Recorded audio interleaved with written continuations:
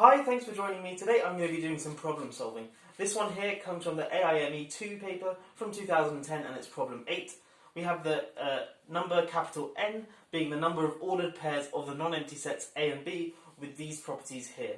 Okay, and that is A union B is the set 1, 2, 3 all the way up to 12.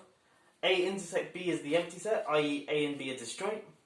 And then the number of elements in A is not an element itself of A. So for example, if A had 3 elements, then 3 isn't an element of A. And similarly for B, the number of elements in B is not an element of B. Okay, so if B had 6 elements, then the number 6 wouldn't be in B. Okay, so if you want to have a go at this problem, pause the video now and give it a go for yourself, and I'm going to jump into a solution.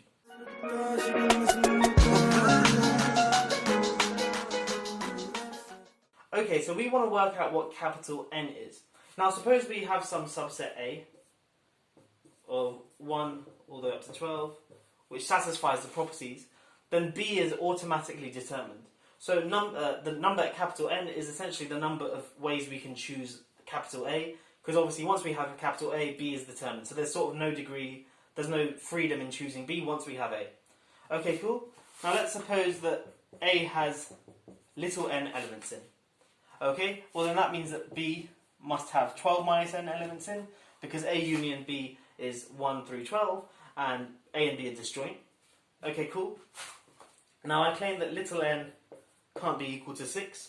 Well, why is that the case? Because if little n equals 6, then that means that both A and B have cardinality 6. Okay, but remember by the last 2 bullet points here, that means that A can't contain the element 6, and similarly B can't contain the element 6. But remember, A union B is this set here, which obviously contains 6. So then that means that 6 must be in one of A or B, which is a contradiction. Okay, so that proves that little n can't be 6. Okay, and also we can't have little n equals 0, or little n equals 12.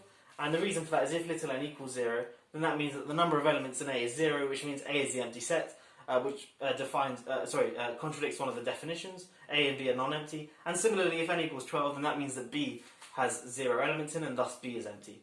But we can have any other integer, so we can't have n equals 6, n equals 0, or n equals 12, but we can have n equals 1, 2, all the way up to 5, and then we can also have 7, all the way through to 11. Okay, cool, so these are the different numbers of elements we can have in A. Okay, so let n be one of these numbers. Now, how many ways are there of choosing the other elements in A? Okay, so well, what do we know? We know that n isn't an element of A, and we also know that 12 minus n must be an element of A. And notice that these two numbers here aren't the same because n does not equal 6. Okay, cool. Now, let's look at the set 1, 2, all the way up to 12. 12 minus n will be one of these numbers here. So then that means that we still got n minus 1 elements in A. So A has n elements, and we know one of them is this number here, 12 minus n, so there are remaining n minus 1 elements to choose from. Okay, but we can't have the other n minus 1 elements, they can't be n, and of course we can't have a repeated element, so it can't be 12 minus n. So that means that there are 12 minus 2 options to choose from, so 10. Okay, so the ways of choosing A, so I guess the number of A's of size n equals 10, choose n minus 1. Okay, let me just go over that one more time. A has size little n, and thus we know this holds, so n can't be an A, so that removes one of the possibilities, and we also know that 12 minus n must be an A, so that sort of means that we're already fixing one of the elements in A. So that means that there are remaining n minus 1 elements in A, and there are 10 remaining elements from this set to choose those n minus 1 elements from. So that means that the number of A's of size little n is this thing here. Okay, so that all in all means that the number of ways of choosing A, i.e. capital N, is going to simply be the sum from n equals 1 to 11, and n can't be 6. So this set of numbers here, of 10 choose n minus 1. Now, of course, if you wanted to, you could put this into your calculator or use a computer or whatever to solve this, but in fact, we don't have to. We can just use some nice combinatorics tricks. So let's evaluate this, and we're almost done. Okay, so I've proved that capital N is this thing here. Well, let's look at this in a bit more detail. Let's just write this out first. Well, in the case n equals 1, that's just 10 choose 0. In the case n equals 2, that's 10 choose 1. Okay, and so on, all the way up to, in the case n equals 11, we have 10 choose 10. Okay, but of course we're not including the case n equals 6, so let's subtract that off, because we're already accounting for that in this summation here. So that's subtract 10 choose 5. Okay, cool. Now I claim that this first line here, this thing here, i.e. 10 choose 0, plus dot dot dot, plus 10 choose 10, I claim that that is 2 to the 10. And I'm not going to prove this in too much detail, but I'll just give a brief explanation why. And I guess I should also mention that 10 is arbitrary in this case here. If I swap the 10 here for k and go up to this summation k choose k, I'd also get 2 to the k. And why is that the case? Well, it's sort of counting things in two different ways. So suppose we have 10 different items, okay, and obviously if you're doing it in a more general case, k different items, then on this left-hand side here, this represents the number of subsets of those k items.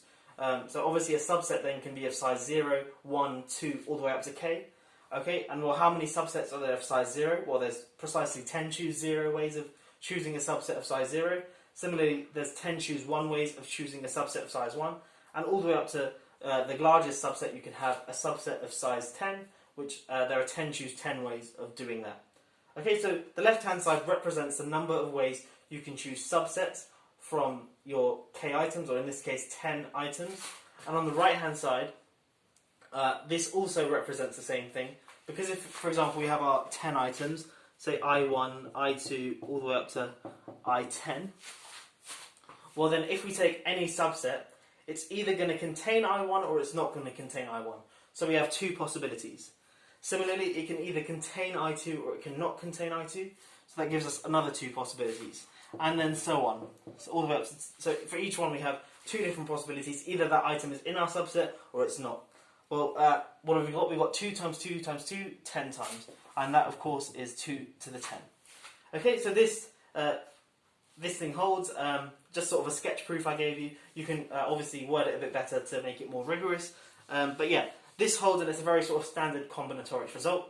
Okay, so then that means that this thing here, we have 2 to the 10 minus 10 choose 5. Okay, now what's 10 choose 5? 10 choose 5 is 10 factorial over 5 factorial times 5 factorial, which is 10 times 9 times 8 times 7 times 6, all over 5 times 4 times 3 times 2 times 1. 10 divided by 5 is 2. 8 divided by 4 is 2. 6 divided by 3 is 2. And then, of course, we've got a 2 on the denominator, so that gets rid of that. And then we still got the 9 and the 7. So this thing here is 63 times 4, which is 252. So we've got 2 to the 10 minus 252. 2 to the 10 is 1024 minus 252, which is 772, I think. Let me check that. Yeah, 772. A bit of mental maths there. But yeah, that's the final answer. And of course, this problem you can do in a more general case. We had A union B equals 1, 2, 3, all the way up to 12. But you can modify the problem quite quickly to say, instead of A union B equals 1, 2, 3, all the way up to 12, you can have A union B equals 1, 2, 3, all the way up to some arbitrary number, K. But yeah, this is the case, K equals 12. Anyway, I'm waffling now. This was a fun little problem. I thought I'd share it with you. If you did enjoy the video, please do consider subscribing if you aren't already. I make lots of problem-solving videos and ones in which I just explore cool areas of maths as well. Anyway, I'll catch you in the next one. Have a great day.